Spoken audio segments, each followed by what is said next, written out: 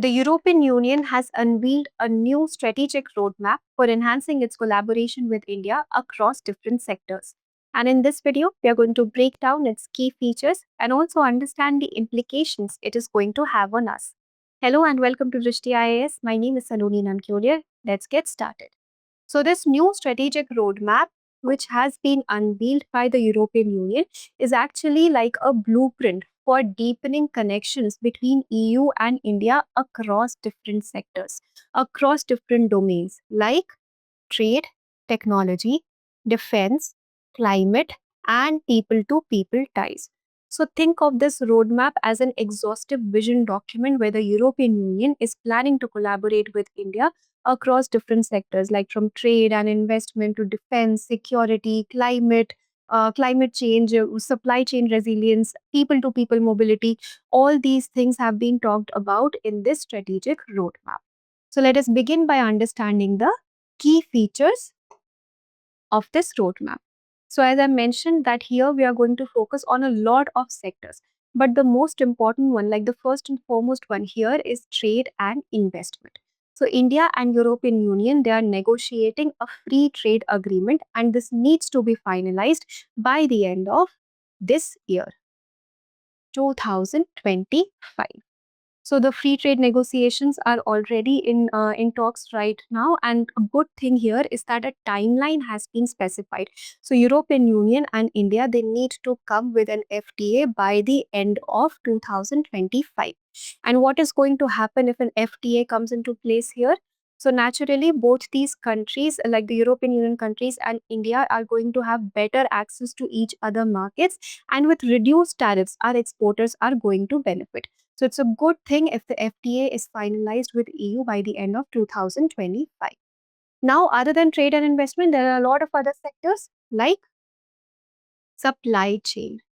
So with this roadmap, EU is actually wanting to diversify its supply chain options. It is wanting to work on supply chain resilience by reducing its over dependence on China. Right now, there's a lot of concentration of rare earth minerals and semiconductors in China, and EU wishes to reduce its over dependence on China. So that is why it needs to diversify its options, diversify its supply chain, and with this, it is also focusing on working on the supply chain resilience. Then European Union and India are also going to collaborate on technology and innovation. New and upcoming technology like AI, cybersecurity, digital technology, clean energy, all these things will also be collaborative areas for EU and India. We do not have a timeline for all these things, only FTA has a specific timeline of 2025, but these sectors have at least been identified in the roadmap, and in the coming years, we are going to have proper timelines and features for all these things also. Then defense and security cooperation is another interesting feature here, because maritime security will also be taken into consideration. Counter-terrorism will also be taken into consideration. Cyber security will also be here.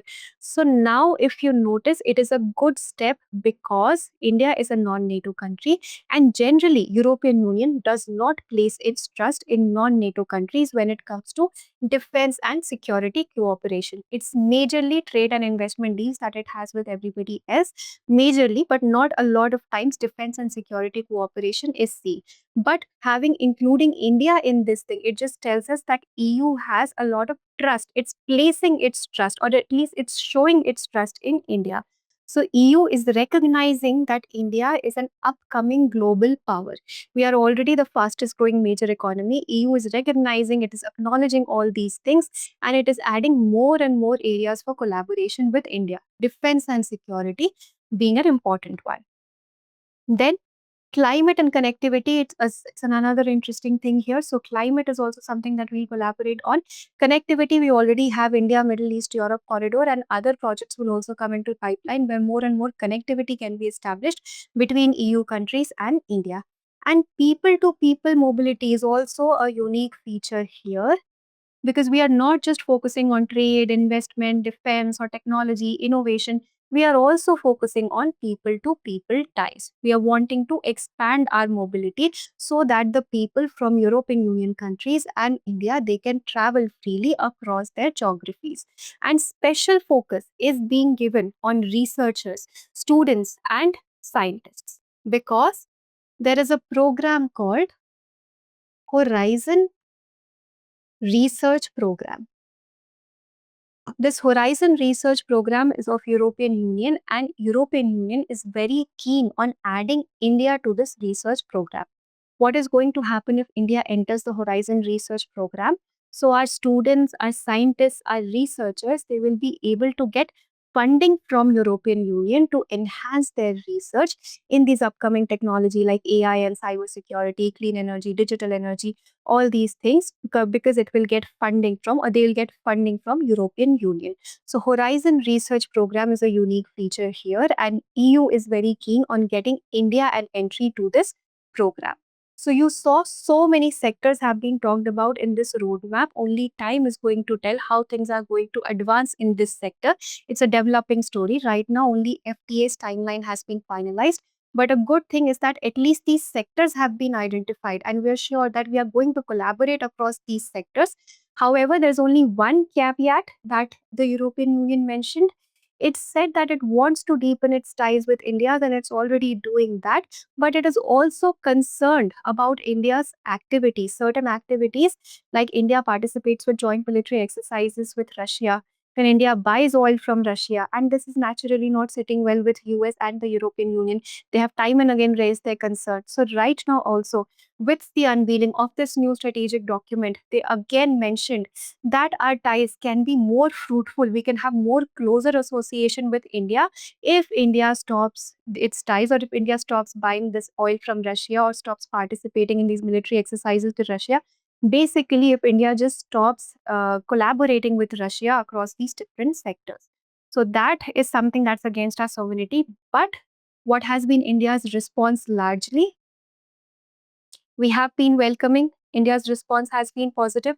We are happy that the European Union is acknowledging us as an upcoming global power.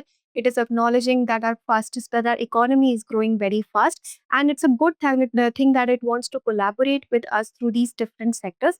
So naturally, we have given a welcoming response, a positive response. However, there are only a certain things that we need to be careful of. First is about protecting our sensitive sectors.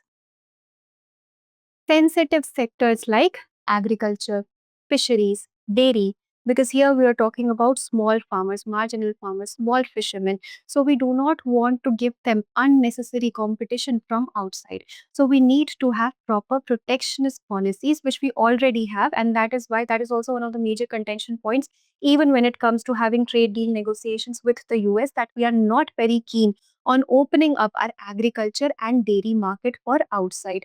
So this is again something that we need to be watchful of with this trade deal that we are negotiating with the European Union also.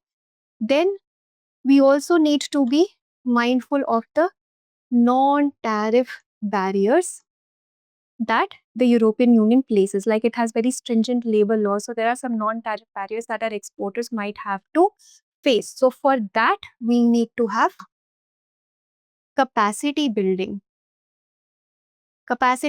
and investing in new technology. This is something that India will have to do to save itself from the non-tariff barriers and also from CBAM, because European Union imposes CBAM, Carbon Border Adjustment Mechanism. So on carbon intensive industries, this CBAM is imposed. So again, India needs to invest in cleaner technology so that we do not have to suffer from CBAM. So capacity building needs to happen. Research and development in upcoming technology, in greener technology needs to happen. All these things. And then we also need to protect our sensitive sectors like agriculture and dairy. All these things need to happen. But this deal, this roadmap, it's an important one because the global geopolitical dynamics are changing. A lot of things have been happening. They have been happening for so many years, like for the last 2-3 years. Like Russia-Ukraine war is there. Then China's concentration of all these rare earth minerals and semiconductors is there. Then Iran-Israel conflict is there. The Middle East conflict is there. So many things are happening. Then India-Pakistan escalations also keep on happening. Because of these changing global geopolitics, this volatility in the situation, we need to be very mindful of our supply chain, because the first and foremost thing that happens here is that our supply chain gets disrupted. So with these deals, we need to be a part of these deals. But again, we need to focus on how these, how the agreement terms and conditions should look like. It has to be very calculated. So India needs to have proper mechanisms, proper calculations, and then come up with the terms and conditions for all these different types of agreements for collaboration across all these sectors. So that was all for this video. This is definitely a welcome step. We are appreciating what the European Union is doing, and at the same time, we also need to be careful about protecting our sensitive sectors from all these, from any bad effect that can come in from these free trade agreements. So thank you for watching the video. Now let us practice a question for prelims. Consider the following statements about the recently unveiled EU-India Strategic Roadmap. It aims to finalize a free trade agreement between India and European Union by the end of 2025. It includes cooperation on technology, defense, climate, and people mobility. India has already joined the EU's Horizon Europe research program. Select the correct answer. 1 and 3 only, 2 and 3 only, 1 and 2 only, 1, 2 and 3 only. Please provide your answers in the comment section and we will meet in the next video. For more informative content, like, share and subscribe, and do not forget to press the bell icon to get the notifications.